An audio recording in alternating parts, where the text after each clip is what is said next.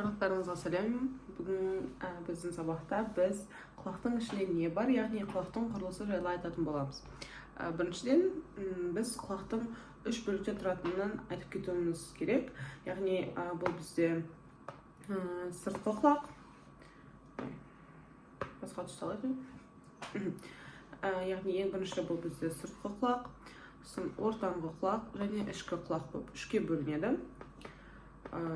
Ең біріншісі біз сыртқы құлақ жайлы айтып кетсек, сыртқы құлаққа бізде сыртқы құлақ қалқаны, яғни біздің құлағымыз, сол кіреді және дыбыс өту жолы. Осы дыбыс өту жолында бізде құлық бөлетін бездер орналасқан. Құлық дегеніміз бұл сары түсті сері бар ғой, соны біз құлық деп атаймыз. Бұл сары түсті құлық бізде қорғаныс қызметін атқарады, яғни бұл жай ғана кір емес, қорғаныс механизмі микробтар мен шаң тозаңды ұстап қалады екен.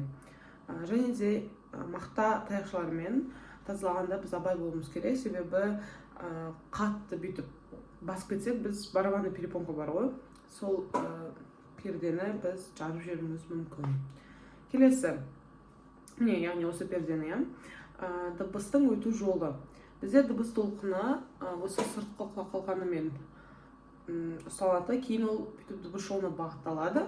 Ол жерде ол осы бір пердеге соғылады, ауа тербелісі механикалық вибрацияға айналады екен.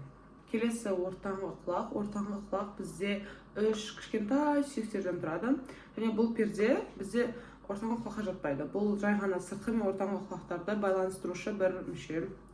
Сол себепті біз ортаңғы құлақ деген кезде тек осы 3 сүйек жайлы айтып кететін боламыз.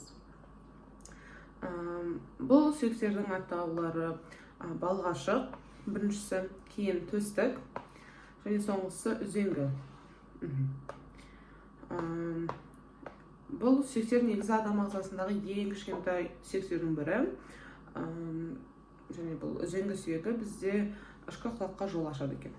Сонымен қатар, ортаңғы құлаққа бізде осы 3 сүйектен тыс, осы бір түтік кіреді, евстахий түтігі деп аталады. Бұл евстахий түтігі бізде қысымды реттеуге жауап береді. Яғни, мысалы біз ұшақпен көтерілгенде, немесе жер асты бір метроға түскен кезде біздің құлағымыз бітеліп қалады. Бұның себебі атмосфералық қысымның өзгеруі, яғни бұл евстахиялық түтік бізде соны сезіп қалады, ол жұтқыншақпен байланысты болады.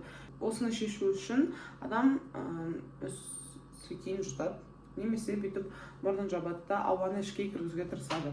Сол кезде ғана бізде құлағымыз бітелмей қайтадан тоқтап қалады. Енді біз ішкі құлақ жайлы айтып кетсек, ішкі құлаққа бізде осы ұлулық денешік жатады. Бұның пішіні ұлу қабыршағына ұқсайды, сол себепті аты сондай. Бұл мүше бізде механикалық тербелісті жүйке импульсіне айналдырады. Яғни бұл бізде дыбысты қалай естуімізге жауап береді. Вестибул аппараты бізде тепе-теңдікке жауап беретін бір мүше. Бұл бізде ішкі құлақта орналасқан. Оның ең басты қызметі бұл тепе-теңдік және дене қалпы. Дене қалпы дегенде бұл денемізді, басымызды тік ұстау, немесе жанға бұруы деген сияқты іс-қимылдарды анықтау үшін жауап беретін бір мүше. Және ол кеңістіктегі бағдарымызды анықтайды. Және мен айтып кеткендей. Тепе-теңдік механизмі қалай болады? Бізде ұлулық денешіктің ішінде бір сұйықтық бар. Ол сұйықтықтың ішінде бізде осындай бір рецепторлар орналасқан. Ол сұйықтыққа дыбыс толқындары келген кезде ол қозғалады да, оны бұл рецепторлар сезеді. Және де бізде ұлу денешігінде кальций кристалдары болады.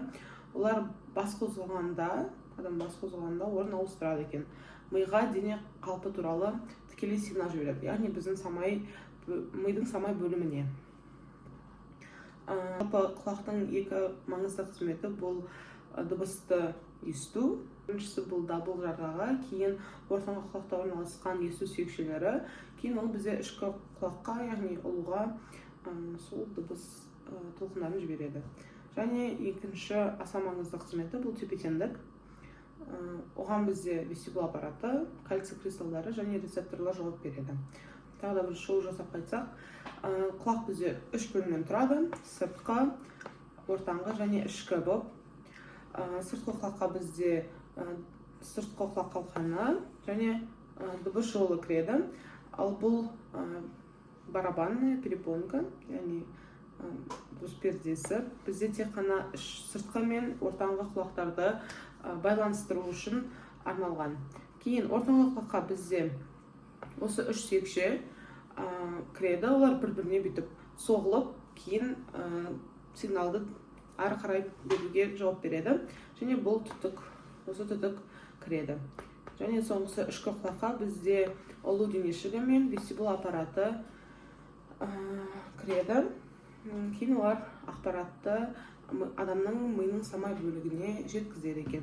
Бұл жерде адам дыбыстың қайдан шыққанын, қандай екенін анықтай алады, себебі самай бөлігінде бұл дыбыс талданады. Сол себепті сендер барлық дыбыстарды ажырата аласыңдар, яғни адамдардың дауыстарын деген сияқты. Негізі осымен біздің сабағымыз аяқталды. Көргендеріңіз үшін рахмет. Сау болыңыздар.